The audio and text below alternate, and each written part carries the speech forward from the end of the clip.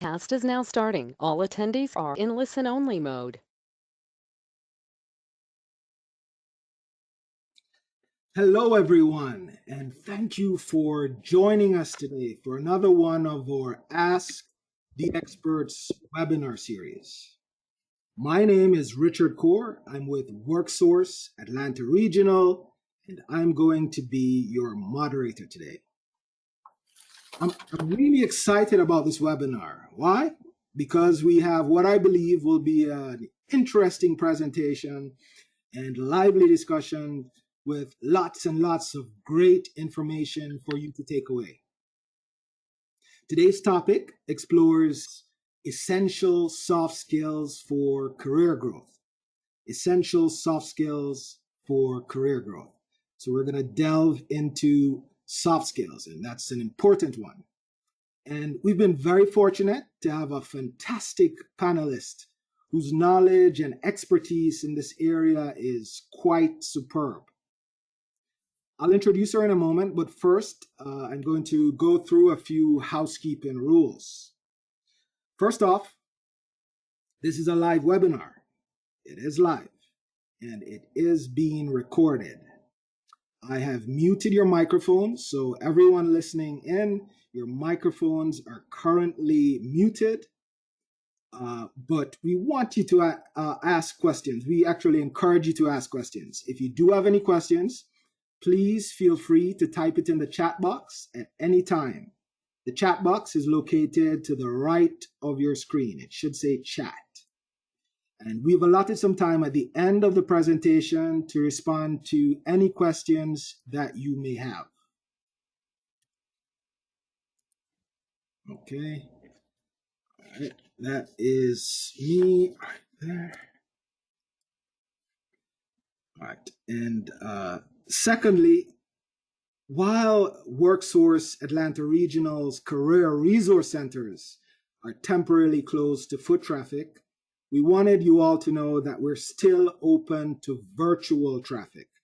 So, what does that mean? Well, it means that you can still access our first-class career counselors via phone and email and the internet. It also means that if you ever need assistance related to employment or training, or if you need some help to update a resume or cover letter, if you need any kind of help and interviewing skills, if you'd like to know if you qualify for grants that can pay for tuition, and other related training expenses, please feel free to contact us. This is our job. This is what we do. We're here to help you. That was an unintentional rhyme, by the way. I feel like a rap star. The best way to get in touch with us is to visit our website, and I have that up on the screen. It is www.atlworks.org. Again, that's www.atlworks.org. It's a very user-friendly website, so you just go on there and follow the instructions. Oh, and the best part of this deal is that it's all free. We're a federally funded program, so this is your tax dollars at work. So please, if you need any assistance, please feel free to contact us. All right. Without further ado, it is my pleasure, my absolute pleasure, to introduce our esteemed guest, Marionette Refor. And Marionette is very accomplished. She's very accomplished. She has a master's degree in counseling psychology and a doctorate in education. She has worked over 20 years as a licensed professional counselor. She has an employment and career coaching practice. She has trained numerous individuals on how to get and keep a job using soft skills. And there we have it again, another one, soft skills popping up. It's very important. Marionette has consulted with many companies re-onboarding of new hires and has helped businesses decrease high turnover rate and assist with employee retention. So simply put, Marionette is an expert, an absolute expert. And I'm very happy that she has agreed to share her knowledge and expertise with us today. All right, so Marionette, it's over to you. Can you hear me? I can hear you well. Can you hear me? Yes, I can. I can, Marionette. Awesome. Well, thank you so much, Richard, for that kind introduction. We're going to go ahead and take it away here. So today we're talking about soft skills. Do you have the skills driving today's workforce? I'll have you go to the next slide for me, Richard. And go again, please. All right. So let's start here. One more back. The game of chess. So when you think about the game of chess, I don't know if any of you here have ever played chess. I myself personally have not played chess, but I chose this particular slide because it really resonated with me when I thought about soft skills and when I think about the workforce today. Now, as Richard said, if you have any questions, please feel free to use the chat box. I want to keep you all on mute, but also have you be as active participants as we can. So there may be some times that I'll ask for you to come off mute or just ask you to simply respond to something I say in the chat box. And if I could get Richard just to monitor that chat box, as I know you're going to do with questions, but also for participation as well, that'd be great. Yep. So as go ahead. No, I would say no problem. I will monitor and I will shoot you the question whenever there's a break or at the end of the segment. That's perfect. So when you think about the game of chess, what actually happens when an individual plays chess? Well, there's a few things that happen. First of all, you have to utilize skills to play chess. You have to utilize skills to put yourself in an advantage to be able to win at playing chess. Also within chess, there comes planning, there comes follow through, there comes critical thinking, problem solving. So that's already just a few soft skills that I'm going to be talking about today, which is why I chose this particular picture with the game of chess. All right, Richard, if you can take us to the next slide, please. So we're going to talk about soft skills. What are they? Let's first start with defining soft skills. And some of you may already know what soft skills are. And if you do, just simply put a yes or no in the box. Yes means that you're familiar with soft skills, and obviously no means that you're not familiar with soft skills, and maybe you never even heard of soft skills. So soft skills are your interpersonal skills. These are the skills that you take with you everywhere you go. These are the skills that you use when you're interacting with others. Soft skills are connected to your personal attributes, your personality, and inherent social cues that you use when you are in the space with someone else. So Richard, let's go to that next slide. And again, feel free to use the chat box if you are yes, if you are familiar with soft skills, and a no if you're not familiar with soft skills. Answers coming in, and we have about 50% are saying yes, and there's some no's coming in. 1, 2, 3, 4 no's coming in. Awesome. Awesome. I like it when individuals haven't heard of soft skills, because now you get that knowledge base and now you know what to do with it. But I also like it when individuals say yes, because what I find is for those individuals who say yes, I'm familiar with it, I've heard of it, they too find that with this particular workshop and this talk today, there's something about soft skills that maybe they didn't quite know how to employ and use in terms of getting a job or keeping employment. So that's awesome. Thank you guys so much for your feedback.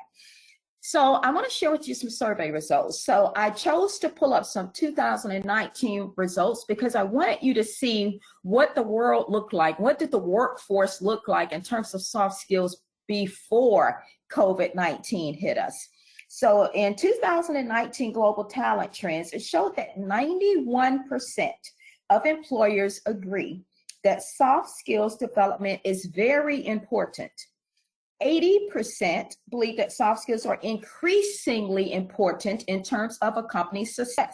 So businesses and companies don't believe that they're going to be successful if they don't have individuals employed with them that are active in using soft skills in the workplace.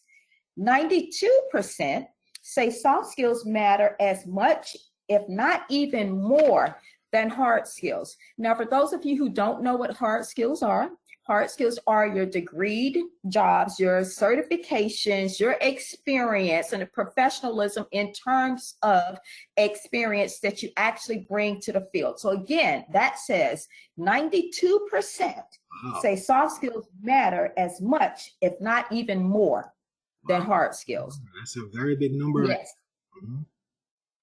Yes, that number is astonishing.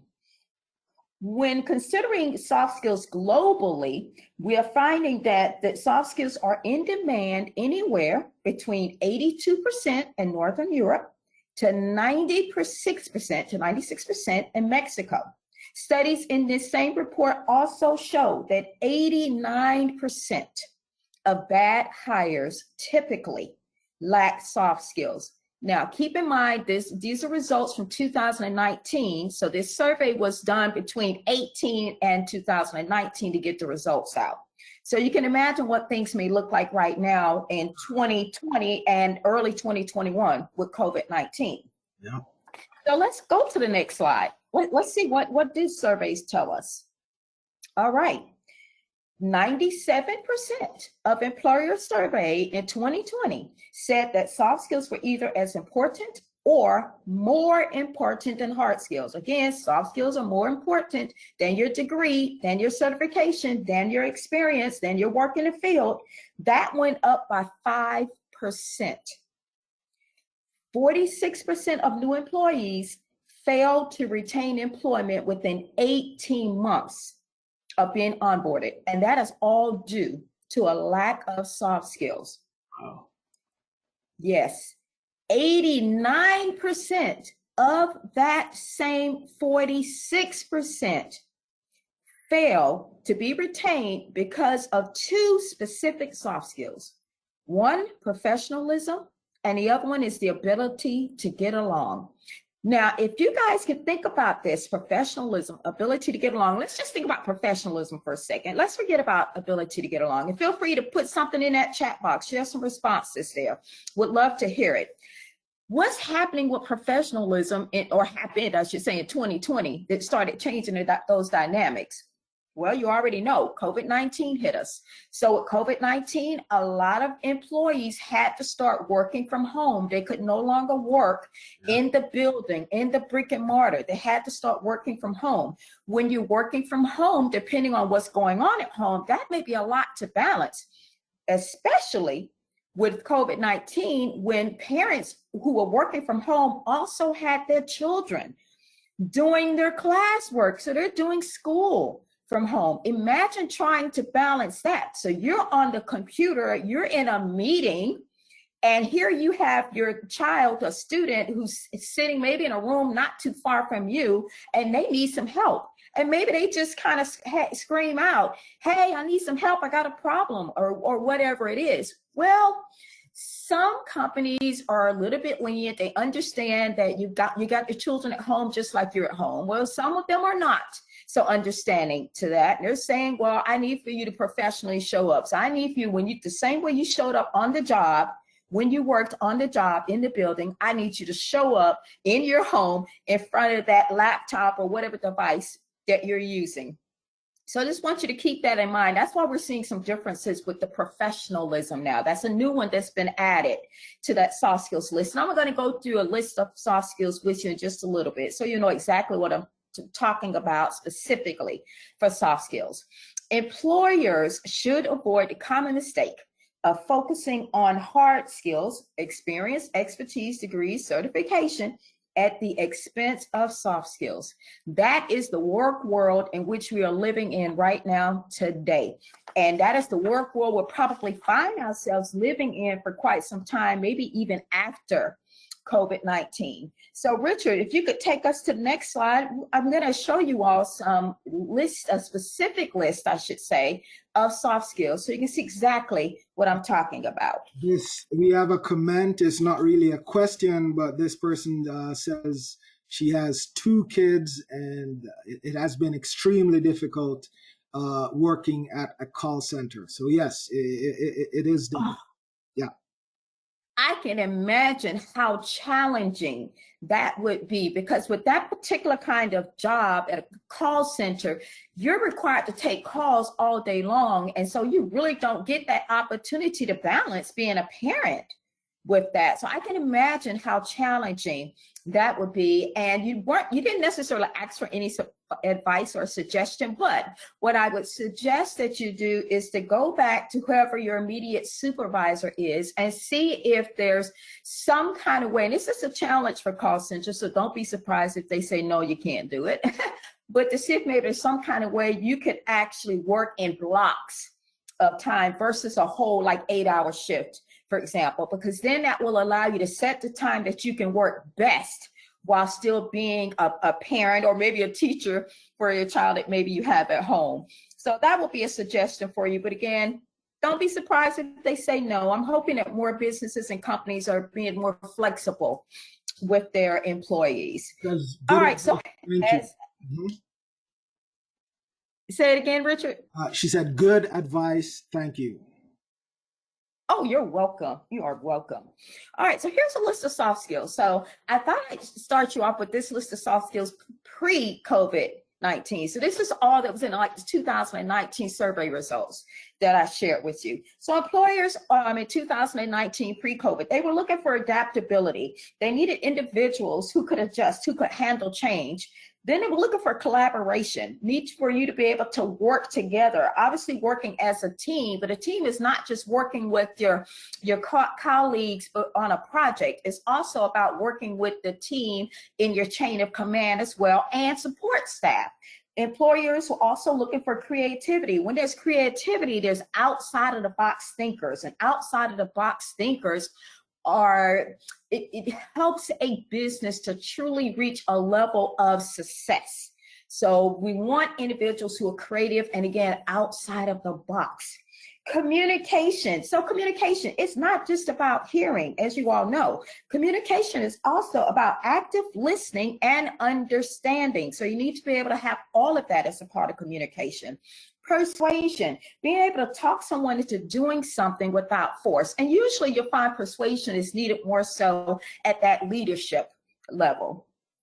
Problem solving, that goes without saying. We all know what problem solving is, but what employees were looking for at that particular time was someone who would take the initiative to problem solve. Professionalism. At pre-COVID, we were looking at professionalism more so as punctuality and attitude. That's changed a little bit, and I'm going to share that with you a little bit later on. Emotional intelligence had just pretty much started hitting the surface, needing to be aware of your own emotions in order that you can be aware of emotions of others. So if you're someone and you're working in a field where you're servicing clients and customers, emotional intelligence comes in handy. If you're an individual, maybe you don't work with any clients or customers, when it's time to get an annual evaluation and you're getting feedback on job performance and things of that nature, your employers need to know that you're someone that you're aware of your own emotions, and therefore when you're getting this negative feedback, you can stay in a place of good, stable emotionality, and that is what they're looking for. All right, Richard, let's go to that next slide. So we're going to look at some soft skills that are more relevant today, right now. 2020, started in 2020, and still today, 2021. So what are the soft skills that employers want right now today? Communication is still on the list. We won't talk about that. Emotional intelligence still on the list. Creativity still on the list. Professionalism, adaptability still on the list. However, with professionalism, employers are looking for more than just your attention and attendance and punctuality. They're looking more at that positive attitude, someone who can be motivated. And in order for you to be a motivator, it has to start with self-motivating yourself. So 2019, COVID-19 has brought us to a place where you need to have self-motivation, Self-awareness, be aware of yourself, be aware of how it is that you work. When you are aware of how it is that you work, and especially in a virtual environment, then you're going to be more effective and more productive in the work that you do. Self-management. Well, if you can manage yourself, guess what else you're going to manage? You're going to be able to manage time. So self-management leads this way to time management. And when working at home, again, there's so many things that you have to balance. When you're working from home, it's just more critical than ever to be utilizing good time management for yourself. Empathy, just being able to put yourself in someone else's shoes. It just carries such a long way in terms of soft skills. And then the last one I want to touch on in this list is social skills. So social skills have kind of fallen off the radar. You kind of don't hear about social skills that much in the workplace. We always hear about it when it comes to students in school and those kind of classroom environments, but social skills is back on the radar, and it is applicable now to workspace. All right, Richard, you can take us to that next slide there. So are you demonstrating soft skills? Feel free to type your answer in the box, yes or no, if you're demonstrating soft skills. And while you guys are doing that, Richard, you can go ahead and take us to the next slide. All right, so if you're demonstrating soft skills, great, awesome. If you're not, obviously, that's a problem. So let's look at 2019. What were employers reporting as their biggest problem in terms of soft skills? Attendance and punctuality, attitude and respect, discipline and character, cell phone. Now, can anyone guess why cell phones were an issue? And if you have some response, again, put that in the chat box. And Richard can share that with me. I'll be happy to hear that. I'm going to wait just a minute. You have someone saying time-wasting device. Yeah. Good one. That's cell phone. It is a time-wasting device when you're on a clock on the job. Mm-hmm. Yes. And one of the reasons that the employers saw more problems in terms of the cell phone is because in 2019, really 2018, we had more millennials enter the workforce. And we all know what our millennials are good at. It is technology, and it's the cell phone. If anything, our millennials mastered the use of the cell phone, and they certainly mastered the use of using their cell phones to Google anything that they needed to know. Mm-hmm. So that is one of the problems that employers were reporting, and that's one of the reasons that we see that with the cell phone use. We All right, have a lot of respondents saying attendance and punctuality. It seems like that is one of the biggies as well, that people think that employers are reporting about the problems with their workforce, the attendance and punctuality. Yes. Absolutely. Individuals showing up to meetings late and things of that nature. And it goes without saying, showing up to the job late, or just not showing up at all and not calling. A lot of that was also happening when we saw millennials entering the workforce as well, because millennials are a little bit more free thinkers and not bound by time. So they kind of changed a lot of the dynamics that we were seeing in the workforce, which resulted in these kind of results that you're seeing here in this report. Okay. Yes. So Richard, yeah, take us to the next slide. What are employers reporting for 2020? Wow, you guys can see how it changed. Self-management, if individuals are not managing themselves, which means they're not managing time. Professionalism, emotional intelligence, communication. Communication ended up on an increase simply because there were so many employees working from home. So if you can imagine, if you're working in the same building, that brick and mortar, you're already fragmented to some extent, but it's easier to actually come together and to bridge all of the gaps. Now that not everyone, but now that most employees are working from home, it's a little bit more challenging and a little bit more tasking to do. So that's why communication has popped up there for us. So let's go to the next slide. Yeah, I just want to add that that self-management one is a really big one. I personally, at the start of the quarantine, I had to, because I'm used to being in office and we have set times for meetings and so on. So I had to learn to live by my calendar. So I have blocks of time that I've attributed to different tasks, and I actually I live by my calendar right now, and that helped me a lot with the self management. So that's a tip going forward. If you are having some issues with that self management, try and have blocks of time where you're doing different tasks and try and stick to them. Yeah, I'm glad you brought that up, Richard. This is a good place to kind of segue into self-management, which I said earlier leads to time management. You can manage yourself, you can manage time. In order to manage time, the first thing you have to do is make a list of everything it is that you need to do on your job, especially a day-to-day list.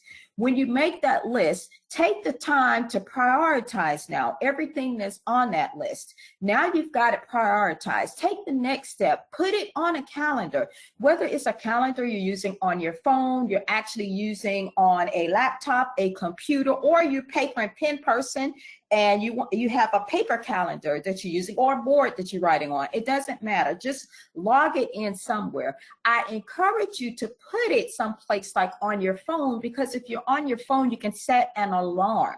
So you can actually set up this amount of time I'm going to work on this before I move to the next thing that I have to do for the day. Because many times in your work day, you have more than one thing that you have to accomplish. So if you set a timer and put in the amount of time that you want to work on that, when the timer goes off, you know it's time to move to something else. The good thing about setting the timer as well as you can build in breaks for yourself. So if you are the individual who works better with taking like an hour lunch break, or you work better with a couple of 15-minute breaks and then a 30-minute lunch break, or you're the individual who works better earlier in the day versus later in the day, start becoming aware of those things about yourself so that you can manage yourself better, and now you can manage your time better. So those are just some little tidbits that you can do as well. What I had to do when everything transitioned to COVID-19, because I was out face-to-face like most of you were, and finding myself doing most of what I do virtually.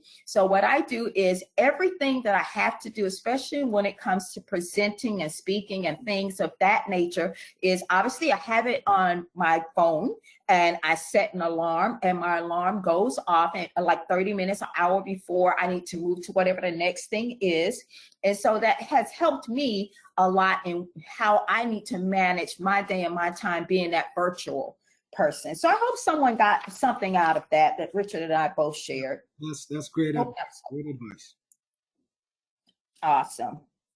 Okay, so why do you think soft skills are so important? So if anybody would like to take a stab at that, please feel free. Put it in the chat box or let us know what you're thinking.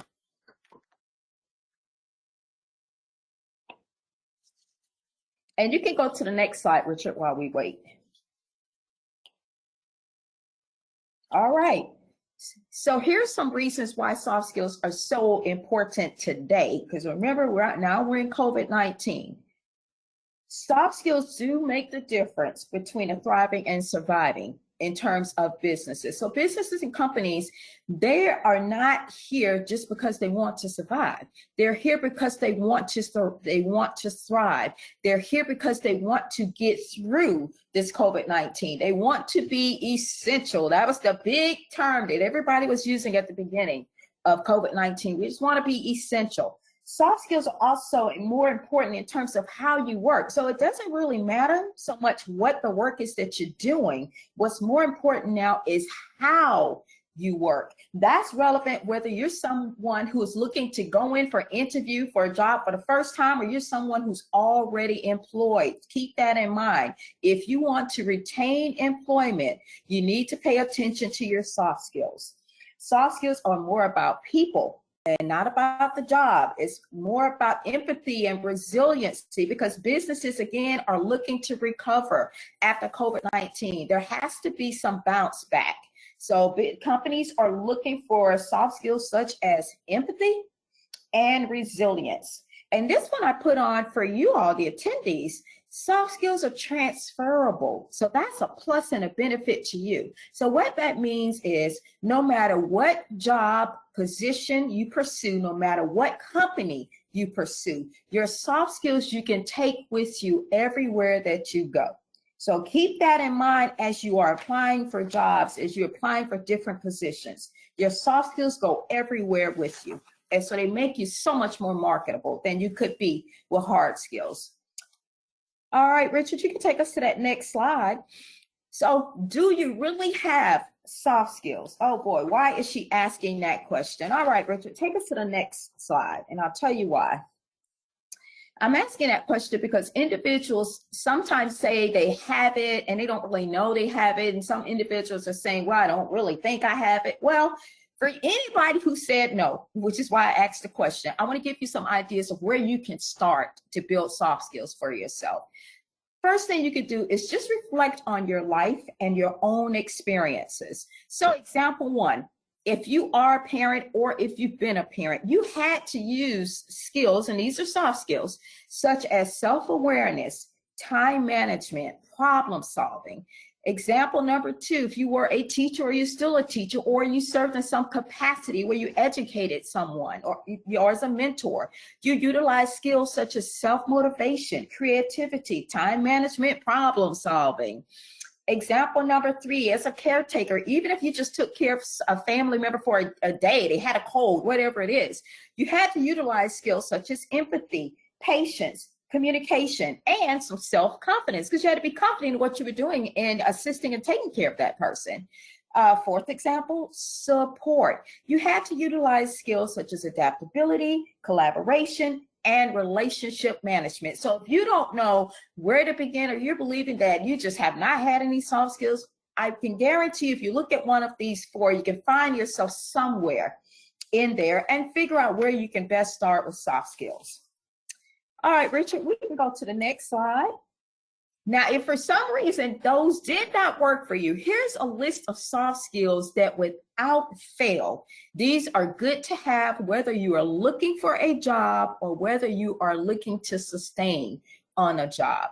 So we start with friendliness, just simply presenting yourself as a friendly person. So many of us are not going out right now because it is COVID-19, but because I encourage you to practice soft skills, when you do go out and you're wearing your mask, you can still smile. People say, why are you smiling behind a mask? No one can see your smile. Well, guess what?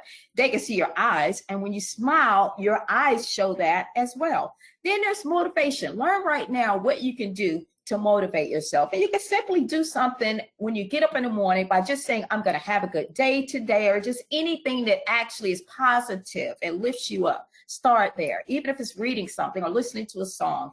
Empathy, start putting yourself in someone else's shoes. All of us know someone that we can empathize with. Positive attitude, again, just saying to yourself, it's going to be a good day, starting with motivations and having positive statements and having that positive attitude and mindset that matches the statement. Simply having a willingness to learn. Employers are looking for individuals that they can actually onboard. If you're friendly and you're motivated and you're willing to learn, then they're going to be willing to teach you. That does not mean that all jobs are going to do that, no, but there are some, so just keep that in mind. And then being a team player, when you're a team player, it just shows that you are a collaborative person and that you're engaging in good communication skills. All right, Richard, we can go to that next slide.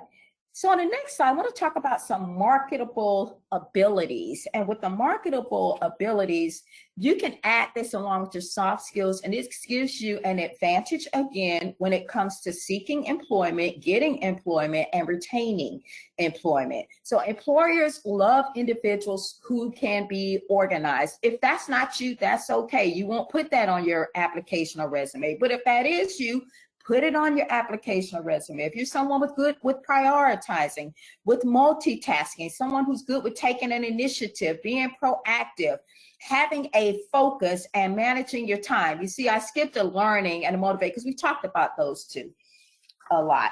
So here's the next slide that we're going to go to. Richard, if you'll take us to the next slide, I want you to pay attention to the 4 questions that I asked and just answer these questions for yourself. You don't need to share the answers. So quadrant 1 asks, what skills or abilities do you bring to the workplace? Number 2, and I apologize, looks like you guys can't see that. Okay, so I'm just going to read it out and just kind of take some notes.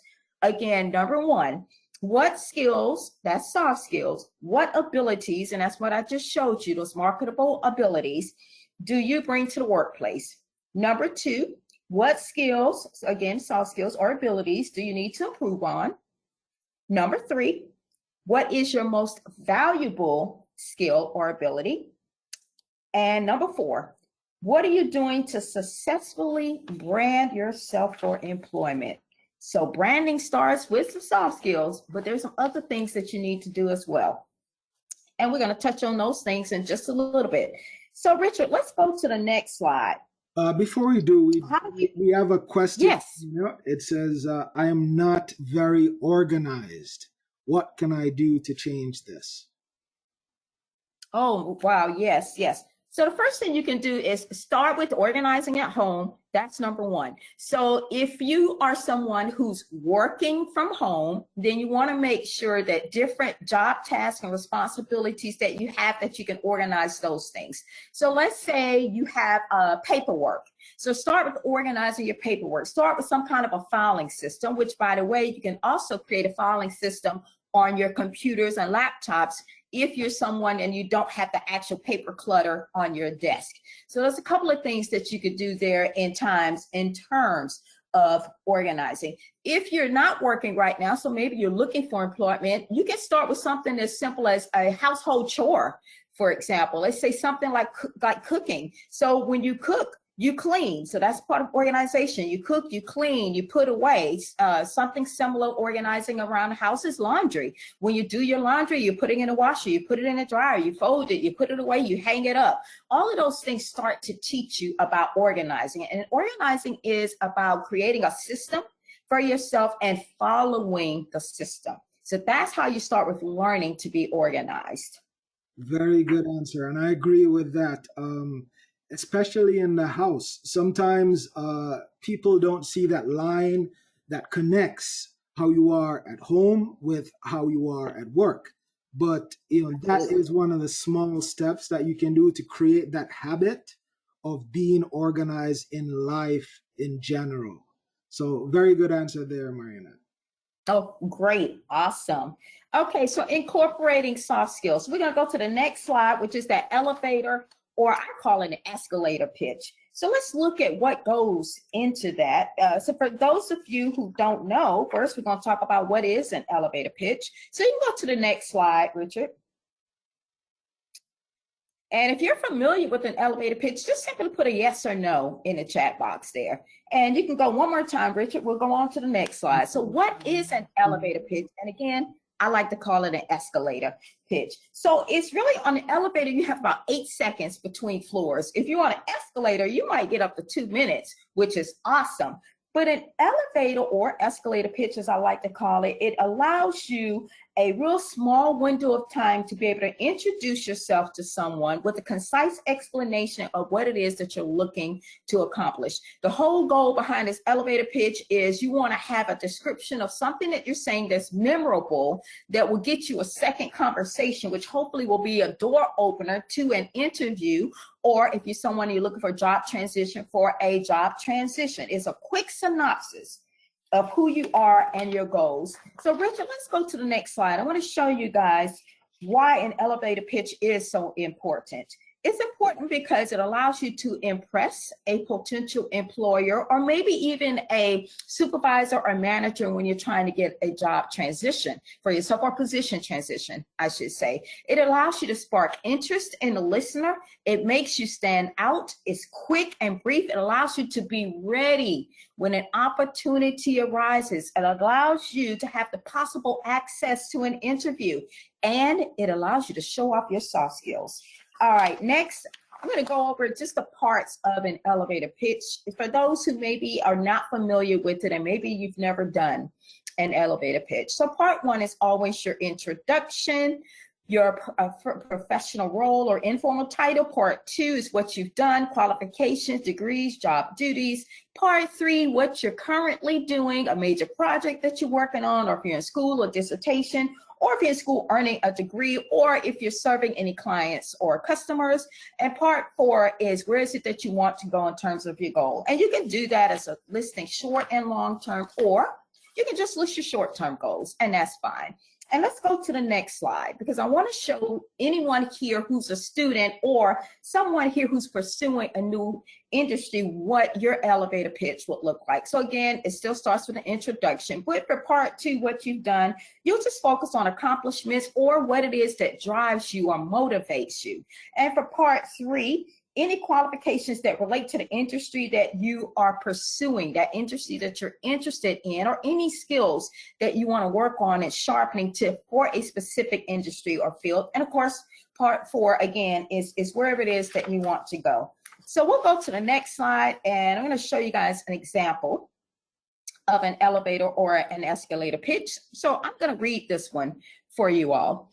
I'm Mary. I am a human resource professional with 15 years of experience.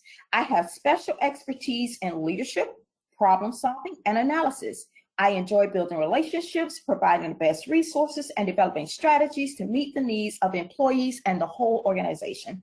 I am exploring leadership opportunities that will provide me the opportunity to have a greater impact on workforce strategy and policy implementation.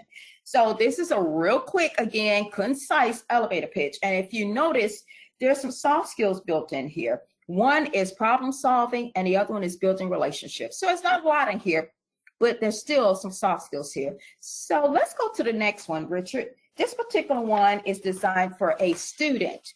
So this one says, I'm Lisa. I attend a local university, or at least you can say I just recently graduated from, where I'm pursuing a master's in business administration. That's if she's still in school. If you've already graduated, then you would say what you've already pursued. 2 summers ago, I interned at AT&T, and this past summer, I interned at Verizon, where I learned about operations management, human resources, and project management. This opportunity provided me with a chance to improve my communication, teamwork, and self-management skills. My hope is to continue in communications technology and leverage for opportunities in the tech sector. So what soft skills do we have there? Communication, teamwork, self-management. So those are just 2 examples I wanted to share with you all in case you don't have an elevator pitch. You can start thinking about an elevator pitch and just be sure to put some of those soft skills in there. So Richard, we're going to skip the next slide. It's just the 3rd example.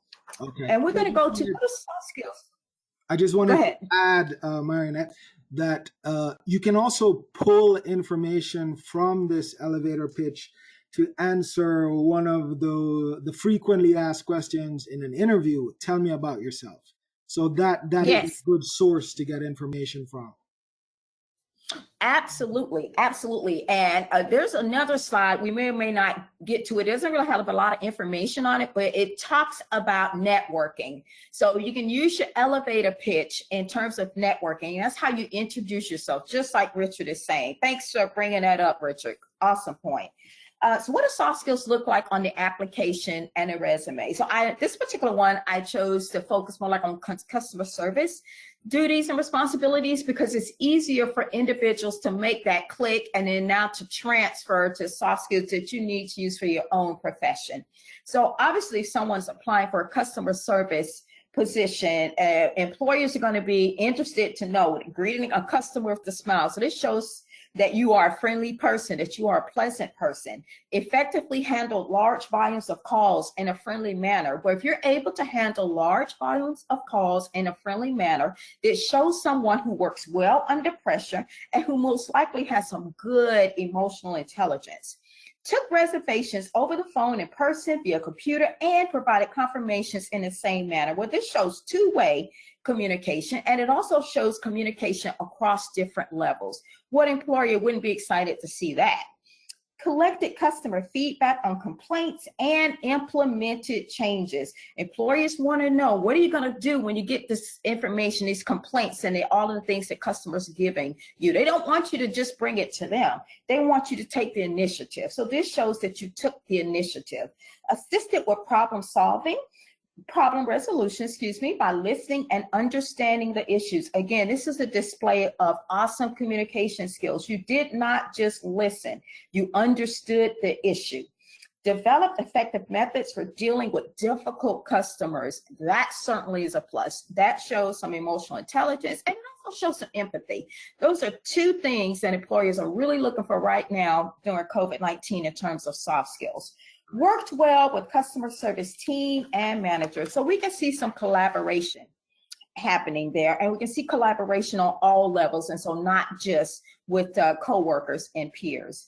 All right, Richard, let's go to the next slide. We're going to look at soft skills. What do soft skills look like in the cover letter? So if you've never done this before, you want to start doing this. Highlight your soft skills in the cover letter. So not just on a resume, but in the application and on the cover letter. So I'll read this cover letter to you. Dear Ms. Smith, it was with much interest that I learned about the position for a sales representative. In various roles in the retail sales sector, I have developed strong sales skills that have enabled me to build a record in sustained sales.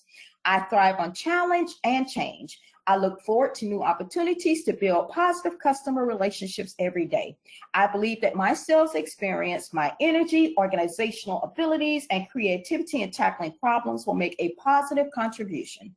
I am equally comfortable working independently to meet company goals as well as collaboratively as part of a team. I have always been able to establish and maintain excellent relationships with clients and coworkers on all levels. I would welcome the chance to provide you with any additional information. I'm available for a personal interview at your convenience. So what are the soft skills that we have listed here? Well, it says energy. Energy isn't necessarily a soft skill, but energy is representative of motivation and attitude. Organizational abilities, that's a marketable workplace ability. Creativity, collaborative, excellent relationships. So you're showing that you can get along with others and on all levels. All right, Richard, let's go to the next slide. And we're going to tie in some soft skills with the interview. What does that look like? Well, start your interview with a smile. Be sure to make eye contact, and you want to hold your eye contact for the duration of the interview. You don't want that to be uncomfortable. It's okay to look away occasionally, but just keep as good eye contact as you can. Offer a pleasant greeting, extend a handshake. Never take a seat before you're offered to take that seat. Stay attentive by active listening. It shows that you're focused. Maintain your enthusiasm. It shows that you're motivated. And be sure to close by saying thank you. All right, Richard, let's go to the next slide. Now we're going to be looking at soft skills and presentation. You can go one more time, Richard. Thank you so much. Soft skills and presentation. Why do employers care about your appearance, hygiene, and grooming? All right, let's find out. Can you take us to the next slide, Richard? All right, trending statistics on soft skills. Here's what they've been reporting, and then you're going to see why it is that they care. So soft skills, 40% of soft skills is attitude, 25% of soft skills. And I know many of you are saying, since when is image and appearance a soft skill? Well, it made it on the survey, 25%. 25% soft skills is in communication, verbal and nonverbal. And as you can see, there are only 10% is job skills. That's only 10%. All right, Richard, let's go to that next slide. So I'm going to help you make this connection with this image appearance and how you're presenting. So dressing an appropriate business attire for work is important because it represents a visual image and it sends a message. It is all about branding. Let's go to the next slide. Presentation equals your impression. We all know you only have like about 8 seconds to make that first good impression. Once you've destroyed it, it's so hard to get it back. So you want to start by branding yourself. You want to start by how it is that you show up in your presentation. What is the mindset that you're bringing with you in this presentation? And what does your emotional intelligence look like? All right, Richard, next slide. What is in an image? So image is your presentation. Image is how you are branding. So here's all the components that fit together in this. So we have appearance, we have behavior, we have communication, social media. Not many of you consider your social media. So if you are looking for employment right now, or someone who's on a job right now, and your social media is not clean, and when I say not clean, what I mean by that is you want to make sure that posts that you have on your social media or posts that you're responding to are not too political, for example, not too controversial, and that you are engaging in conversations that are like healthy, good conversations when it comes to the work world. When someone looks at your social media, they need to be able to look at you and say, okay, that person, I want to work for my company. If they can't look at your social media and say that, then you're damaging yourself. And you never want to get rid of your social media, because employers are looking at you in social media. If they can't find you, they may not hire you. You have to also be considerate of your email. What email name are you using?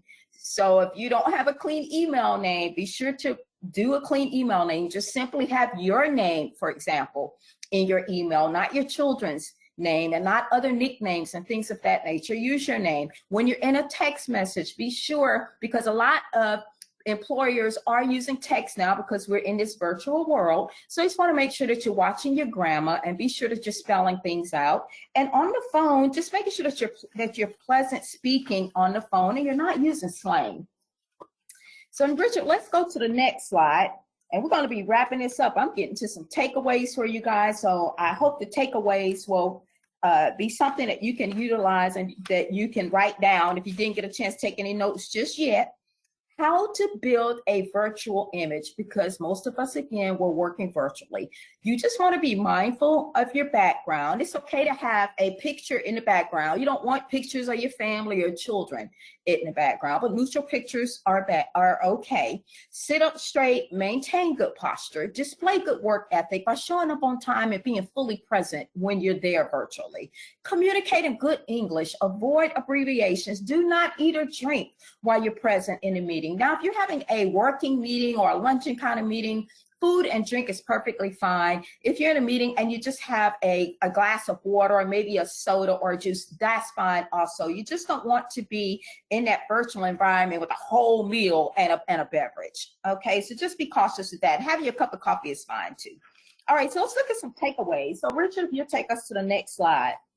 Here's your takeaways. I want you to keep in mind that how you show up is how you go up. Branding starts with your presentation, and your presentation sets that first impression. So you need to stay inside once this door closes for you and opportunities are opening up for you. You want to present with good hygiene and with fresh looking attire. So when you're presenting for an interview, wearing dark colors, for guys wearing a button up shirt, ladies just wearing a blouse, be sure that you have no exposure of skin.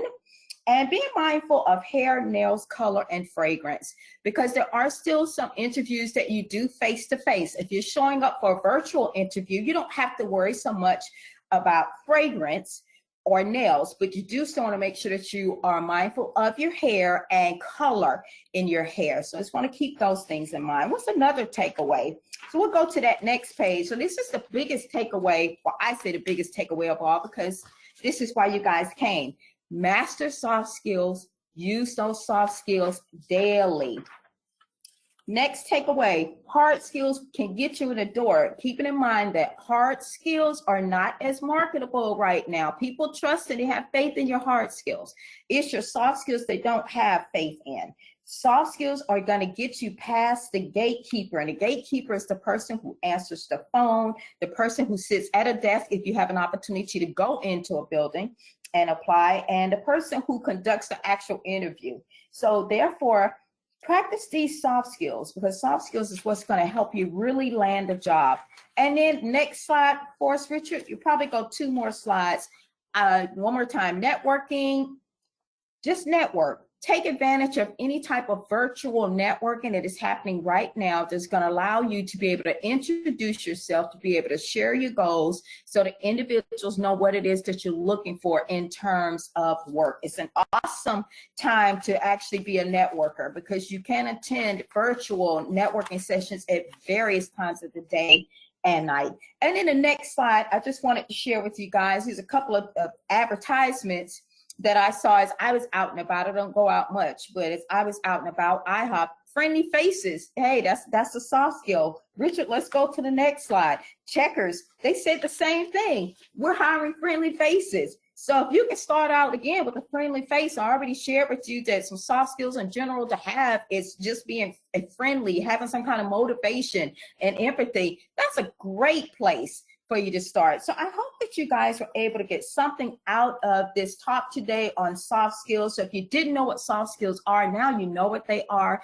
If you weren't really sure about how to actually incorporate soft skills in terms of your application or resume or in the interview or in a cover letter, I gave you some tips there. So I hope those things helped you. And then also I gave you some tips on how it is that you need to present. So just remember, every time you present, you're branding yourself, whether you're presenting for an interview or whether you're presenting on a day-to-day job that you go to. You're always branding yourself, and there's time. If you've been branding yourself incorrectly, now's the time to fix that and brand yourself in the correct way. So thank you guys so much. Does anybody have any questions? Or Richard, were there any other questions that came in? Yes. So we do have some questions, but I've learned a lot from this presentation. Thank you so much, Marionette. That was really, really good. And I know the audience have a lot of takeaway from this as well. The first question that we have coming in, I'm a shy person. What can I do to help me to change this, especially in interviews? So that's the first question. Yes. So what I encourage you to do is, I gave an example earlier where I was saying that in COVID-19, we're kind of challenged. We all can't go out. But if you can go out, and when you do go out, just start simply with smiling and greeting individuals. You don't have to hold conversations, but smile, greet individuals, and then get yourself to a place now where you can actually initiate a conversation. And a conversation can be initiated by just saying, hi, how are you today? And you'll be surprised at how other individuals will pull you in, and your next thing you know, you're actually in a conversation. And the more you do that, the more comfortable you're going to get, and the more comfortable you're going to get, it's going to allow you to be more confident. And that's what you need when you're going to interviews. You need to be more confident, so you'll have that confidence. And also keeping in mind that how you dress also plays a role in confidence. So a lot of times we say, don't dress up too much if you're going to an interview and it's a factory job, for example. But dress up to the best of your ability that it makes you feel so good that now you feel confident. Look at yourself in the mirror and tell yourself you can do this and you are a confident person. Yes, I agree with that 100%. I've been doing this for a while, and I've never heard someone say, hey, I dressed up for an interview and that's the reason why I didn't get the job. So always right. Professionally. And just to add to what you said, as a reminder to, if you're shy, like Marionette said, practice soft skills daily. My grandmother always used to tell me, practice makes perfect. So that is going to be your best friend. Practicing talking to people, speak to yourself in the mirror. You want to even run through some interview questions with a friend or family member. So that practicing is going to be very, very effective in overcoming those jittery feelings that you may have in an interview. And what Marionette was talking about, those interpersonal skills are very, very important to organizations nowadays. They're very important, especially because companies are looking for people who work well in teams, who are able to interact and collaborate and communicate effectively with others. So it's in your best interest to, not only for the interview process, but like Marionette said, to keep the job, you want to make sure that you're working on your soft skills daily. Yes, there's another question that came in. I think you answered this. Maybe this person came in late, but what are hard skills? Oh, yes. So hard skills are your degree skills, any type of degree, certification, experience, and expertise that you bring to the field. Those are your hard skills. Okay, perfect. And I'm not seeing any more questions rather coming in. We're about at the end of the presentation. Once again, I just wanted to say thank you again, Marionette, for coming and presenting for us. Let me put your information up on the screen. So people, is this a good number and email address to reach you at, correct? Yes, please utilize that number and email. Best contact. Okay, perfect. And also, I wanted to, we've covered questions. I do have this short informational video. It's only 2 minutes, but it covers a lot of what we do at WorkSource Atlanta Regional. So I'm going to play it for us, and then we're going to wrap up this webinar. So thanks again, Marionette. Thanks for coming on. And if you are listening in on ATL Works, which this webinar will be posted to that website, I hope you'll find it useful and informative as I did. And I wanted to say thank you again, Marionette, for a brilliant presentation. Thank you so much for having me. And thank you to those of you who attended today. It was a pleasure having you. Okay. Your dream job is calling. We're here to help you find it. Finding the right job or career can be difficult and stressful. WorkSource is here to make it easy. Our personalized, step-by-step process provides job seekers like you with the support and resources needed to get a great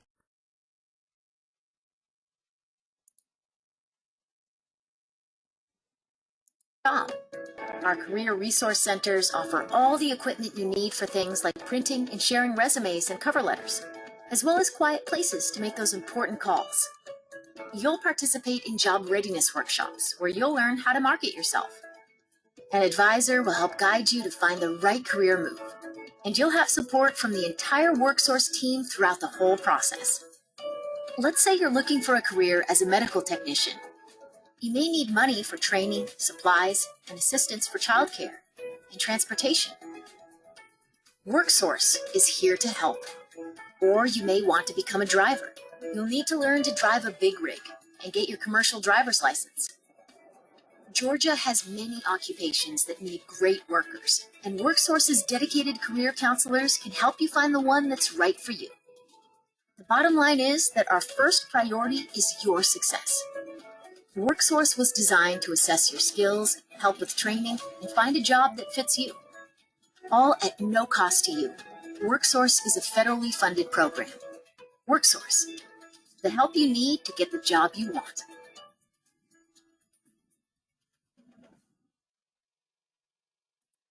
All right, there you have it. And thanks again, everybody, for tuning in. And thank you again, Marionette.